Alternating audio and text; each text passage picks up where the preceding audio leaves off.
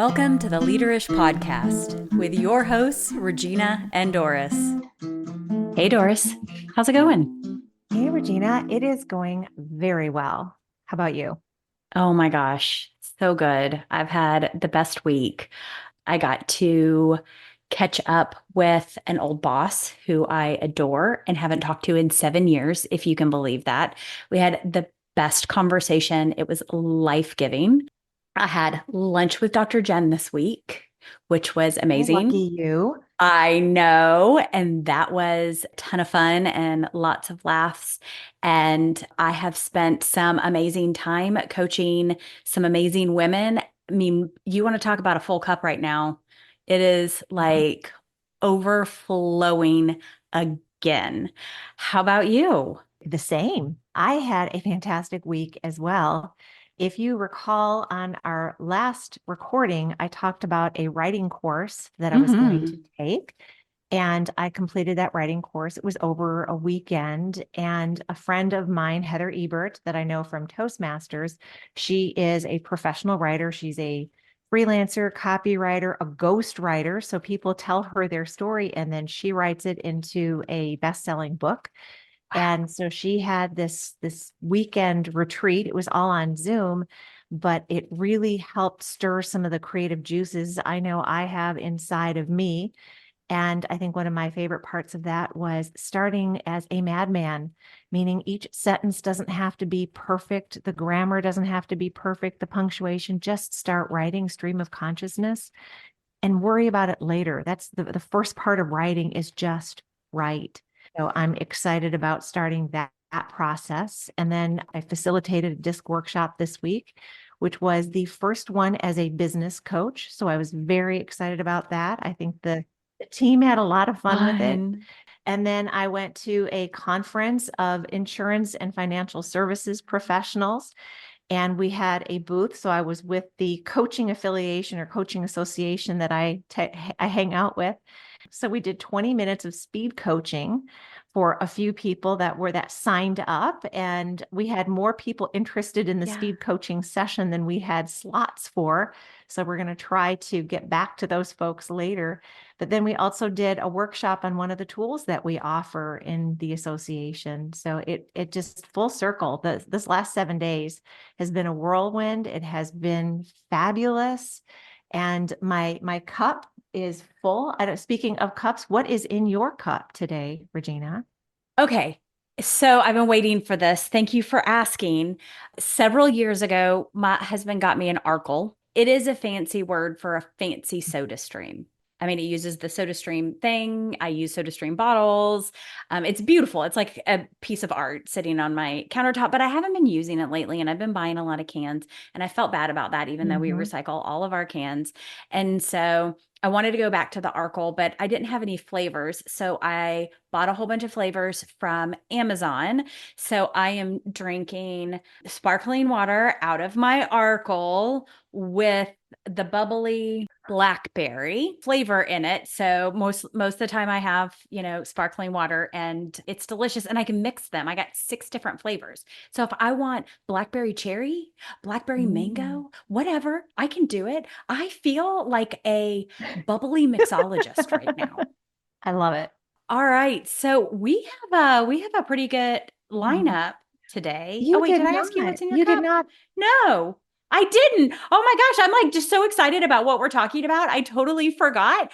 And then I was just like, yeah, who cares what's in And Doris's I worked hard cup? today. So I still have my boring water over here with also with blackberry flavor in it. But I thought, no, I've got to do something a little different for this portion of the segment. So I have a mug that says, sometimes you forget you're awesome. So this is your reminder. In the cup is tea that's called Mother's Little Helper. So it's my favorite tea. It is not alcoholic, it's all herbal tea, but it is a Oh, great nighttime tea in lieu of an adult beverage. And I love the name. I think I bought it because I love the name, but I love the flavor. It's a chamomile based tea with all kinds of other yummy things in it. And it is quite delicious. are you gonna fall asleep on me? Not possible. I'm too excited. I love it. Well, and I know why you're excited because today we're talking about Hmm. values. We're going to focus on the importance of values, how it ties into your work. One of the things that I wanted to talk about is how values and having a good value set and understanding your values helps you with lots of Hmm. things in your life. I think one of them is making decisions. Another one is how Hmm. fulfilled you feel with your life and your work. And it helps you find your purpose. So that value set is really important and plays a lot of roles in a lot of different things. Well, and I also feel like it is, and I don't know that the word accountability is maybe the best word, but you hold yourself accountable. So if you have values and maybe sometimes you struggle with, you might fall short of those values, you can come back to, you know what, this value is very important to me. And you may struggle with it, but you're still going to, it's a hard line for you that you're not going to cross it. And sometimes you might be tempted Mm. to cross it. So I feel it's also a little, it's an accountability play for you or for me.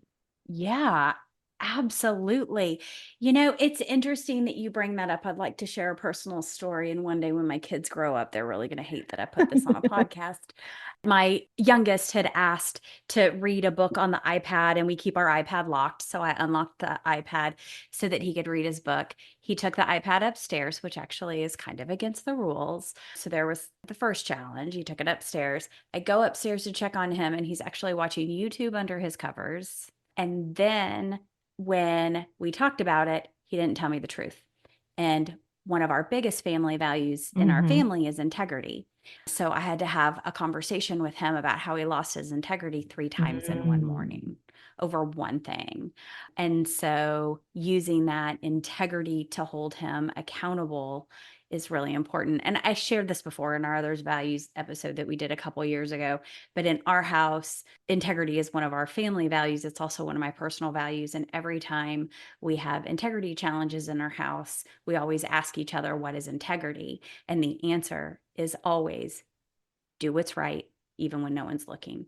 My kids, even at 5 and 6 years old, could recite that statement. And that actually came from a friend of mine, and she was a guest on our Hmm. podcast as well, Lynn Woodson.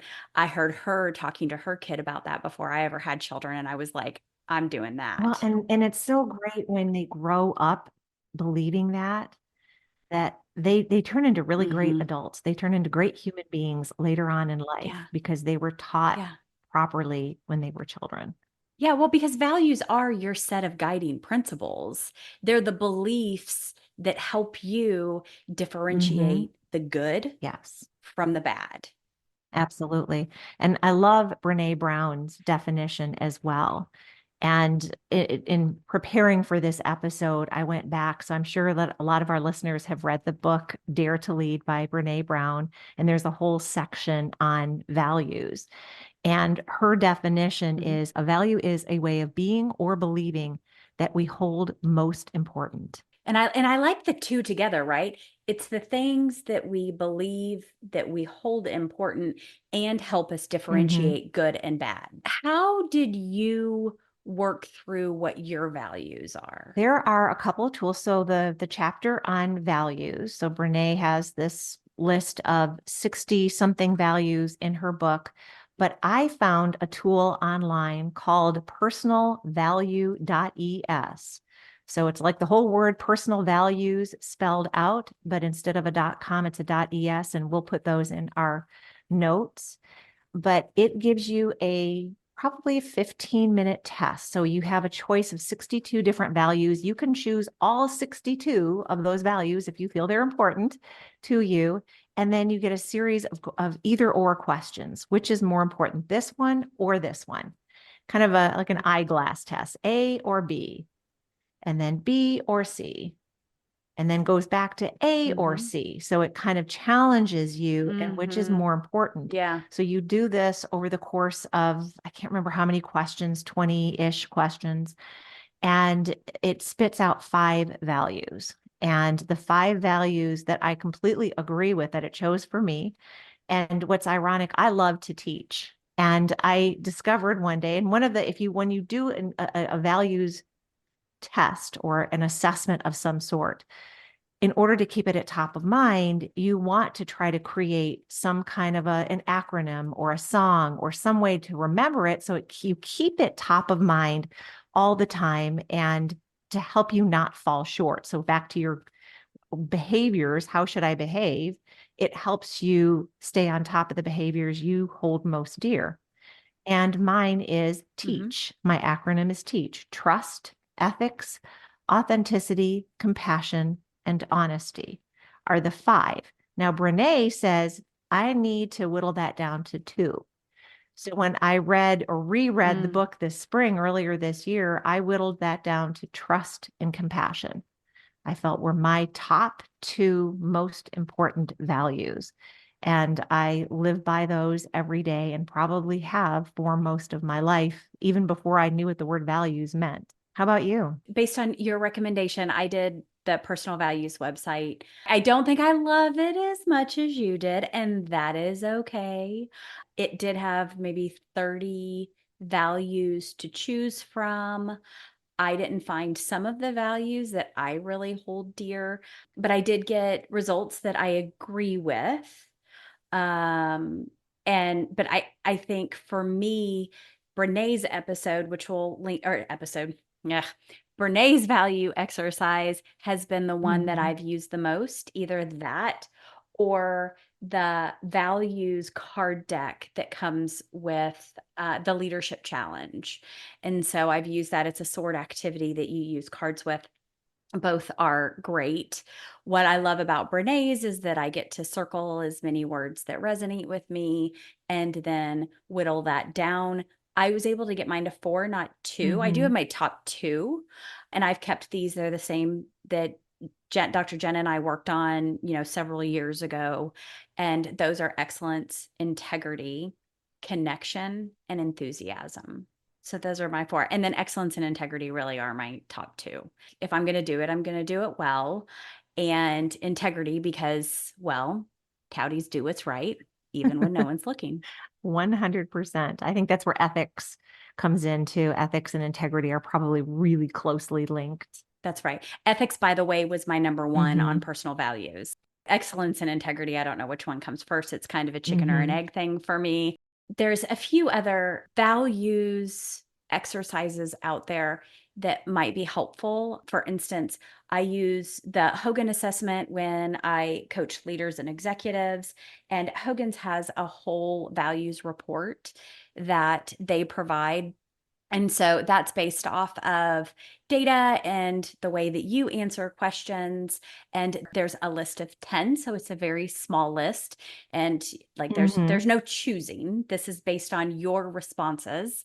And for me, tradition, power, and security. So those are kind of my top three. And you're probably wondering, like, power, that doesn't sound right. When they use the word power, it's more the impact that Mm-hmm. I have on the world, on my clients, on organizations, not like Right. muscle and power, right? Like, oh, get out of my way. I'm the leader here. It's not like that. It's more around impact. That always confused me at first. I was like, I don't want power. No, I want impact. Yes. A huge Mm-hmm. difference there. So you've done Brene and you've done personal values. We've both done those. I don't think you've No. experienced a Hogan yet, so that would be Mm-hmm. new to you. What do you feel like has become the most important for you when leveraging your values in your work life? If you read the Brene Brown book, she has some exercises that go along with the values that you've chosen. I really Mm, loved the questions that were included in that. For example, my two top two val, and you could do this with the four or the five as well, but in her book, she encourages us to do two. So in for trust and compassion, three behaviors that support the value, three slippery behaviors that might be outside of the value, And then some examples on how I am fully living into the value. So that gets to your question on the Mm. importance in daily life. So what I wrote down for trust is the three behaviors that support that would be transparency and open communication. So being able to share information. So if in a work environment, being able to regularly share information that is appropriate and that you're able to share with your team. And then also being open about intentions and communicating honestly, even when the truth is difficult. Another one might be consistency and reliability, so that I'm consistent with the behavior of trust, so that people can rely on me. If I make a promise, people know that they can depend on me to keep that promise. And then listening and empathy. So always being actively listening. We could do a whole segment on active listening, because a lot of us don't, Mm-hmm. we listen and we only half listen. We're listening to respond. We're already in our heads. We've stopped Yeah. listening to what the other person is saying because we're already thinking about how can we respond to whatever they're saying, but we haven't even fully finished listening Right. to what they're saying. So active listening is a sign of trust and empathy. Whereas the slippery behaviors that could be outside of the value of trust might be that poor communication or not meeting commitments or when words don't Mm-hmm. meet the actions. So I've said one thing and I've demonstrated another. And I'll give you an example on communication where we struggle. I'm a part of an HOA. I'm on the board of our neighborhood HOA. Our neighbors expect us to have open and honest communication with them. I want to do that. I want to have more and more communication because the HOA has been criticized for not being open and honest enough. My personal trust is not showing up because I'm a member of a group and we've got to communicate. So I'm always harping like, let's That's communicate. Let's right. do another newsletter. Let's send an email. Let's post on Facebook because I want to make sure that I'm open and honest about the communication. I love Brené's model. I mean, I've used it several times before. What's interesting is that even with your values, if you overdo a value, it can go wrong. Mm, For me, because I love helping people, sometimes what I do is I help too much. I try to bail them out or I help them when they don't even want help. And then I get upset and I get frustrated because I've gone out of my way to help them and they don't even recognize it or they're upset that I helped them. And so, even sometimes those values can be mm-hmm. overdone. So there's a balance. There's a balance with everything. My husband always says that everything in moderation, even when it comes to your values, making sure you're aligned with your values, but that you don't so over Mm-hmm. rotate that it becomes too much. For instance, one of my values is excellence. One of my top value is excellence. If I over rotate on excellence, then I become a Yes. perfectionist, which ends up hurting me and everyone around me more than it does helping them. I work myself to death. I will work 1,000 hours on a project that only took 10 or should take 10 when a organization just needs okay work and I've gone out of my way to deliver something that is total moonshot and they didn't even want that or it's overdone or it's too much. So even your values, what's so interesting I have found can be overdone. Yeah. So helpful, that word is not on my top five, but compassion is. So compassion is Oh, very, very yeah. similar. It probably would be a synonym to helpful. And so you, Yeah, I think it still falls into that altruism category. absolutely. And you can definitely see that where you're trying to be so compassionate and trying to hug someone and they don't want to hug. So it's a great quality to have. The other part of that coin, maybe it's a three-sided coin, is when you don't show or when you want to show compassion. So for example, indifference to others. So I'm compassionate, but there might be times where I think, oh, well, they did that to themselves. That's their fault. And all of a sudden the compassion isn't there Mm. and that empathy, you need to bring that back out when you think of someone that, well, maybe an extreme example might be, okay, someone got lung cancer because they smoked. And you still need to have compassion for that person. They certainly didn't intend to Yeah. get lung cancer. You need to have the empathy and the compassion for them, helping them work through what they're suffering or work through. Maybe they've made that decision now. Okay, I'm going to quit smoking. Well, let's have some compassion and help them, and don't judge them. Don't judge them as they're working through a challenging situation.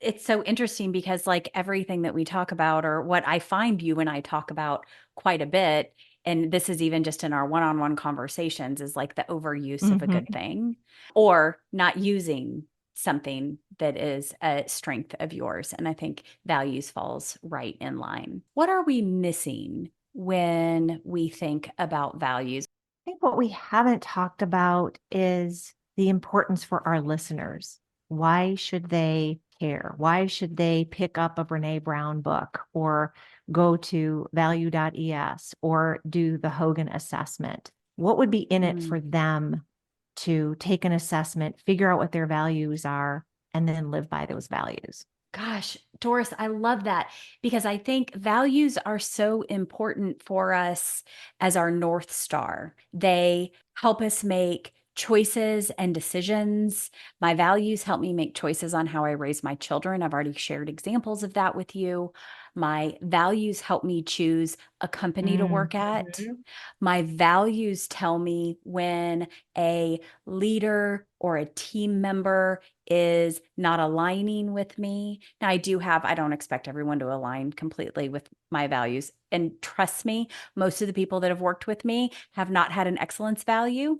So I've had to get really okay with being Mm-hmm. okay that people aren't trying to do their best work ever every day of the week. Understanding your values, I would have never known that that could create frustration for me had I not known Mm-hmm. my values. If I didn't know my number one value is excellence, I would just be frustrated or upset with a team member who wasn't always sharing Mm-hmm. perfect work out because I know that that is my value and it may Mm-hmm. not be theirs. I am more open and compassionate to their values and what they expect Mm-hmm. from themselves. It also taught me that sometimes good enough is good enough. Yes. Understanding your values helps you relate to other people. It also helps you understand your own expectations. So, as a leader, if you need to adjust those expectations just a little bit, you can without jeopardizing your values. 100%. I started talking about DISC. I did a DISC facilitation this week. And one of the things that DISC does, the assessment is about behaviors. And when you say excellence and Mhm. perfectionist, I can probably guess where you fall in the priorities and in the assessment for DISC. And what you just said, as a leader, what you need to do is stretch into some of those other styles. And so the That's right. perfectionist is one type of behavior or one type of style or a piece of that. But if you're talking Mhm. to someone who's opposite of you and they're more just, we'll just get it done. It doesn't have to be perfect. We'll just get it out there. Working as a leader, working with that person to stretch into their zone or stretch into their style to say, okay, maybe we shouldn't just fly by the seat of our pants, but it doesn't have to be perfect. Let's see if we can find a Yep. happy medium that works to fit in with both of our values and within the values of the company so that we can get things done. Because a perfectionist, sometimes it'll never get done because it has to be Right. perfect. So get things done and be okay that it's not perfect. One day I think I'm going to have to get you to do disc on me because I think I did it myself, like through a free service or something like that a long time ago. And I don't actually know much about disc. I'm MBT certified and kind of do one or the other, right? Mm-hmm. Ever explored disc very much. So I'd love to explore that with you. Maybe we can do a podcast out of that. Would that be so much fun? 100%. I would love to do that. I think that would be fantastic. And Oh, our listeners probably would love it because they would learn a little bit more about DISC yeah. and MD. I'm going to say it wrong. MBDT. MBTI, Myers-Briggs Type Indicator. MBTI. Maybe I need to do an MBTI on you. You can do a disc on me. I'll do MBTI on Yes. you. And then, oh, we should do like a vote off and we should have our listeners like do a vote on who did the best episode. I'm just kidding. I'm not going to do that to you, but that still would be very fun. Your face went like white for a second. That was hilarious. Like, Regina, what are you talking about? We're not going to do that. That was a joke. And I have done Myers-Briggs, although it's been many, many years since I've done that. Oh gosh, we should do that. Hmm. Okay, we're gonna do that. I Yeah. think that would be a Okay. great idea. And then people can learn a little bit more about the difference between DISC and Myers-Briggs. Oh, so much fun. We kind of got off on a tangent there. Sorry that that was fabulous. What are three things that our listeners should take away from this episode? Well, number one, I think that they should do a values assessment, however they want to do it. I mean, there are some paid assessments, and I think there's some free Yeah, assessments. And I definitely encourage everyone to read the book Dare to Lead. It's so much good stuff in that book. So I would yeah, say that would be number one is figure out what your values are. And then number that's right. two, make sure you're living by those values and even use those exercises that I shared on what are some ways that you can live those values. What are some slippery slopes? Like where do you fall short of those values? And Brene gives some great examples. One of hers is courage, and she talks about where she falls short in the courage or where she struggles with that value. So I think that would be number two. Number one is knowing them. Number two is knowing what behaviors you do or don't do to display those. And then maybe sharing with someone Mhm. else. I would say that would be the third one is don't just keep it to yourself, whether it's a business partner or a life partner, maybe even ask them to hold you accountable. What a great nugget at the three things to apply from this episode. You know, I'm there with you. I think you've got to first figure out what your values are. We're going to link Renee's value exercise and the personal values site. That's a free site. We'll link those for you. Go ahead and do that. Read up on values, find some articles. BetterUp even has a great article on values and how to use those values. I'll link that too. And then, Doris, I agree that accountability, share those values. The more people that know your values will help you, figure out their values too, or work with them on their values, see where you have alignment and see where you don't, and then be open to being around people who don't share your exact value set. Well, Doris, how are you filling your cup this weekend? Well, I am probably going to work a little bit on a workshop. So I have a speaking engagement in actually two speaking engagements in September, and I really want to nail down the content of the topic, which is empower your communication. And I'm very excited about it, I and love it. I want it to be perfect. So going to your your value of excellence, I want it to be excellent. So I will Yeah. probably spend some time working on that, but it's been a very busy week. I think just sleeping in just a little bit as much as the animals will let me. I think I will fill my cup with some extra sleep this weekend. How about you? All right, so work and sleep is what I heard. For me, I've got this weekend a party at a friend's house on the lake. My children are obsessed with her husband. Heck, my husband's obsessed with her husband. Her husband's amazing. She's amazing too. So we're going to go spend some great time with them, and I'm looking forward to that. So to kind of recharge and refill and spend a little time at the lake with friends. We have a friend that just bought a boat recently, Yeah. and I'm waiting for the invitation. Hey, there's only two Yes, good the days in day a you boat buy the owner's boat life. and the day you sell The it. day you buy it and the day you, that's right.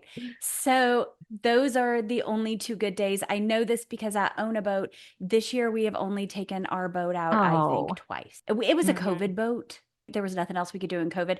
COVID, we would take it out two or three times every weekend. And we had different lakes. We traveled to Chattanooga. So why haven't you taken the boat out that much this summer?